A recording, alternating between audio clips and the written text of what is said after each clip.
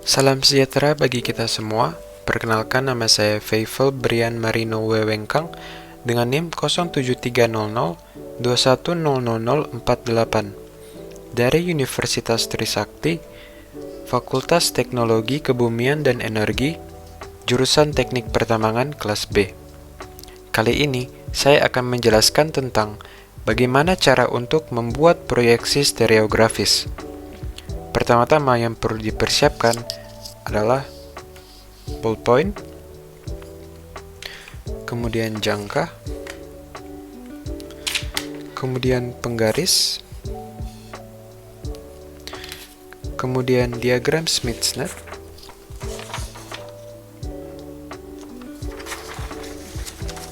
kemudian the polar equal area net. Simak video ini lebih lanjut untuk penjelasan berikut.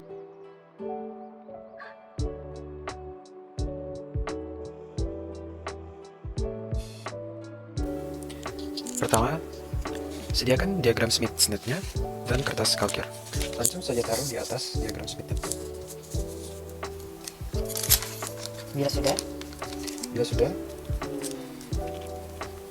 ambil jangka, kita ambil jangka, ballpoint, baru mulai membuat lingkaran.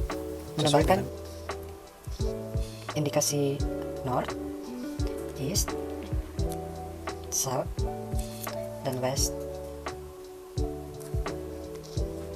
Kemudian beri titik pada sudut-sudutnya.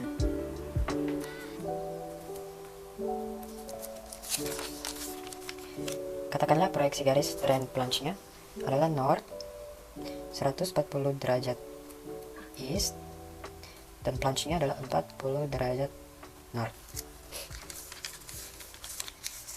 Langkah pertama yang kita lakukan adalah mencari derajat 140 dari north. North adalah 0 derajat. Jadi 140 berada di sini. Langsung saja kita beri tanda 140 derajat. Ini merupakan trend. Kemudian kita putar ke arah north. Dari 140 derajat ini kita putar ke arah north.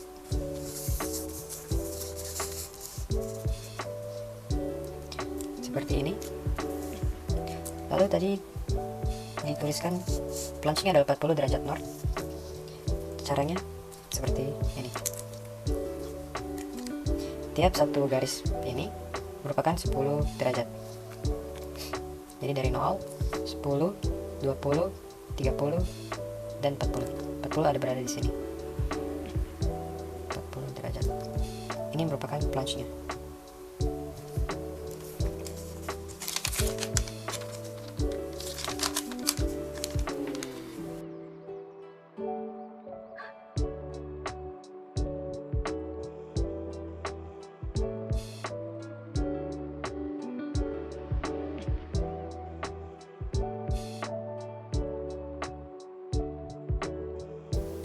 Untuk proyeksi bidang strike atau dip, sama seperti tadi, sediakan kertas kalkir dan diagram Smith-Snellnya.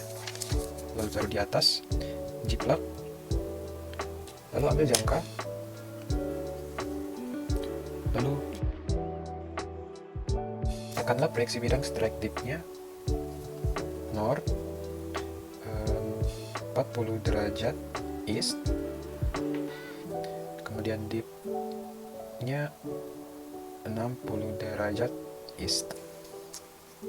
North 40 derajat east, dip 60 derajat east.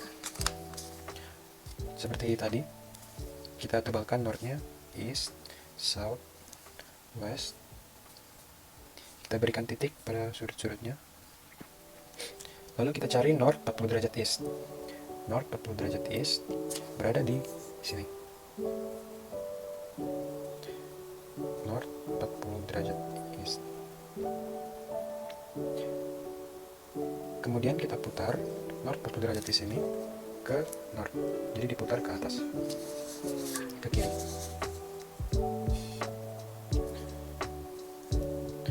Lalu diketahui dipnya 60 derajat east eastnya berada di kanan sini. Seperti tadi, di sudut paling kanan merupakan 0 derajat, tiap garisnya adalah 10 derajat. Jadi ini 0, 10, 20, 30, 40, 50, 60. Bila sudah diberi titik, mulailah membuat garis melengkung sesuai dengan garis 60 derajat ini.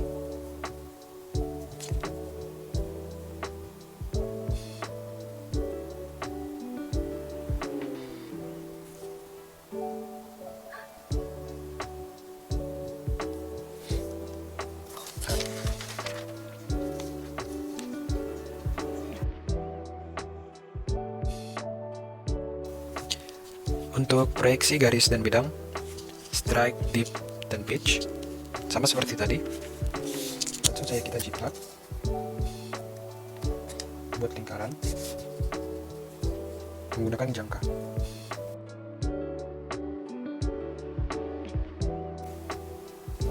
Katakanlah strike di pitch-nya adalah north 20 derajat east, kemudian dip-nya 60 derajat east, lalu pitch-nya 40 derajat north. Nah, bagaimana cara menyelesaikannya, cara memproyeksikannya?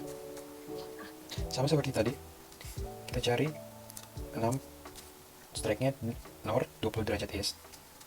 Kita cari 20 derajat east, 20 derajat east, ini strike. Kemudian kita putar ke atas menuju ke north, kita putar ke kiri.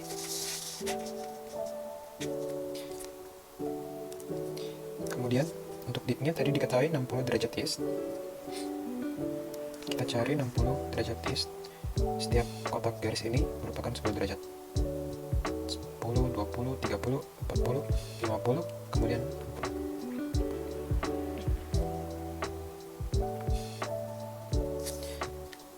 60 derajat east. Ini adalah dip. Kemudian kita tebalkan garis yang vertikal di 60 derajat east.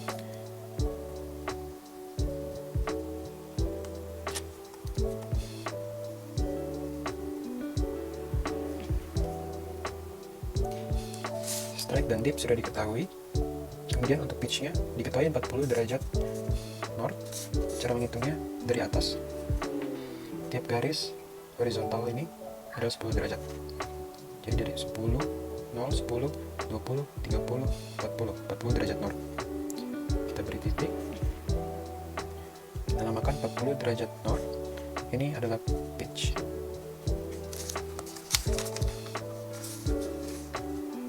Ini adalah hasilnya untuk strike di pitch north 20 derajat east, 60 derajat east, dan 40 derajat north.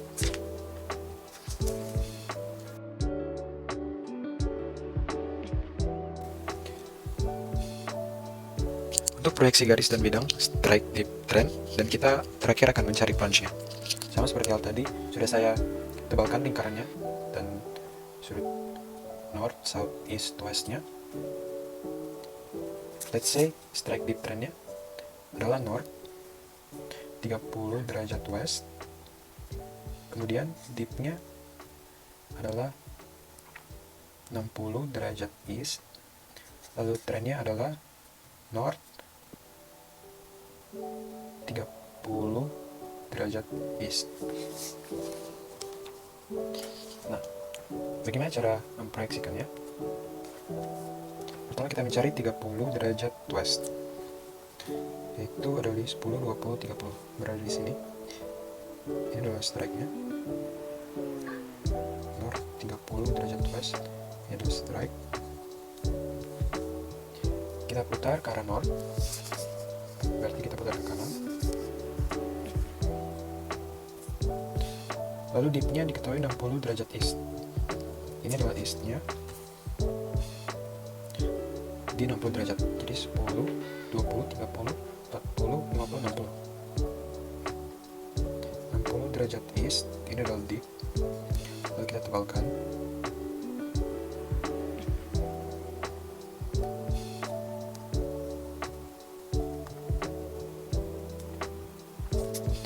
trennya adalah north 30 derajat east. Kita balik ke semula.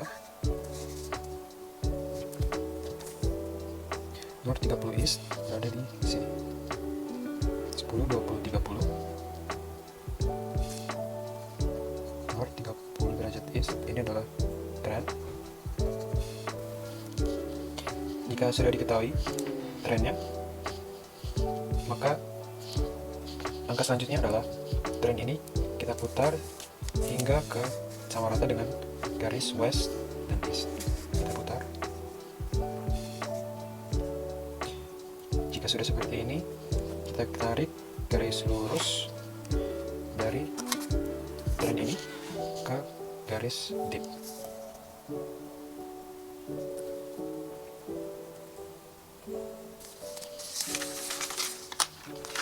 Inilah hasil untuk strike dip trend dan plunge-nya.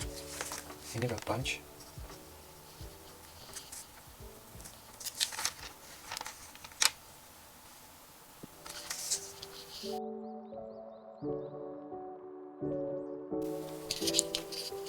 Kemudian bagaimana cara untuk memplot titik-titik kedudukan-kedudukan yang terdapat pada di lapangan? Katakanlah sudah diketahui ada 13 kedudukan yang akan diplot di diagram the polar equal area net ini.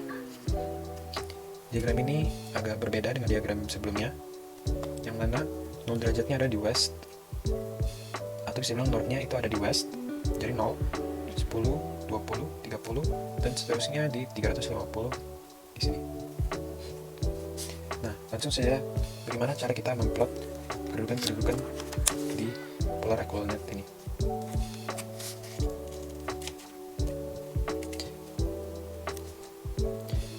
Yang pertama ada north 20 derajat east dan dipnya 40 derajat. North 20 derajat east, kita hitung 10, 20 ada di sini, dan dipnya 40 derajat.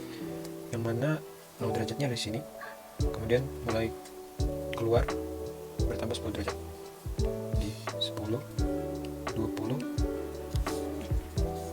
30, 40.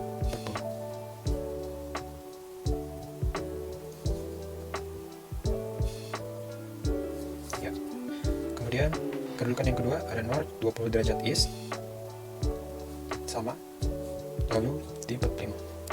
Jadi yang sebelumnya ini 40, 45 mungkin ada di sekitar sini.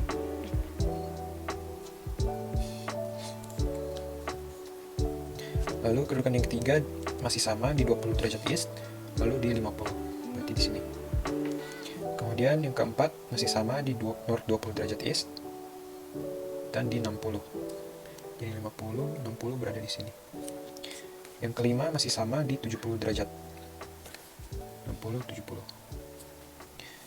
Kemudian north masih sama di 30.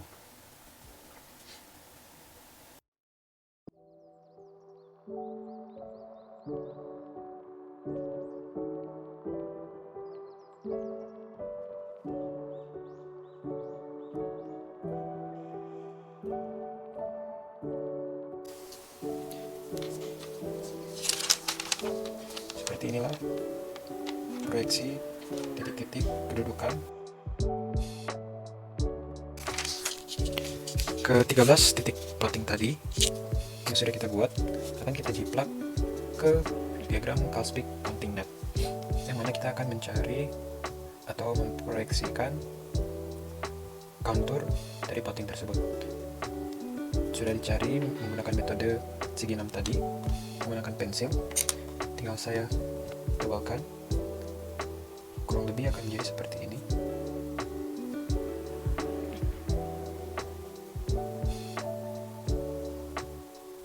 Bisa kita sambungkan dengan nomor-nomor yang sudah kita tentukan menggunakan metode segi 6 tadi.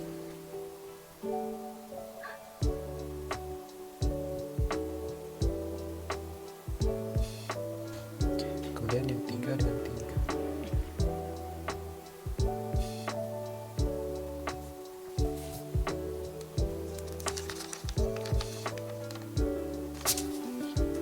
Ketika sudah mendapatkan counternya, kita pindahkan ke the polar equal area net lagi. untuk mencari kedudukan umumnya. Seperti ini. Lalu kita lihat di mana titik yang paling banyak, yaitu pada lingkaran yang di tengah.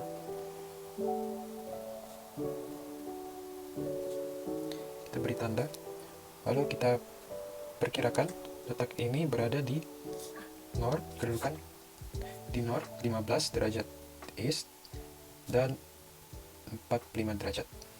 Jadi kita tulis kedudukan umum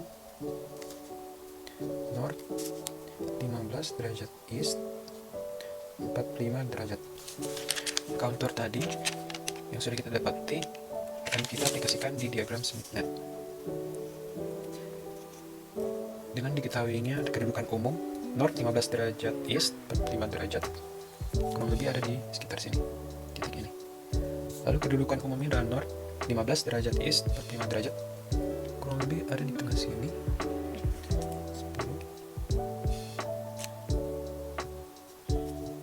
10 north 15 derajat east. Lalu kita putar ke arah north, kita putar ke kiri.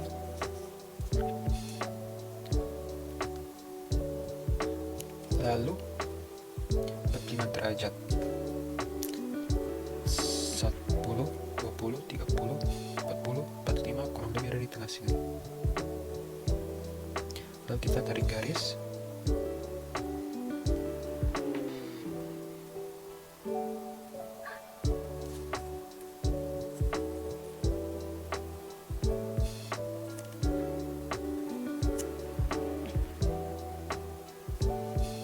Ini adalah titik-titiknya, 45 derajat deep. Lalu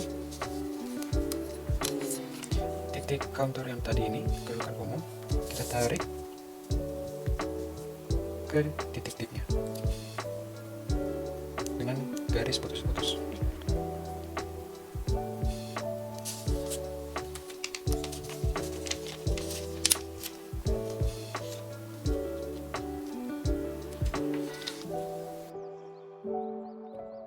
Kesimpulan dari proyeksi stereografis adalah sebuah bidang pada bidang nyata jika diproyeksikan pada suatu bola, maka akan membentuk suatu garis. Jika suatu garis di dunia nyata diproyeksikan pada bola, maka akan membentuk sudut.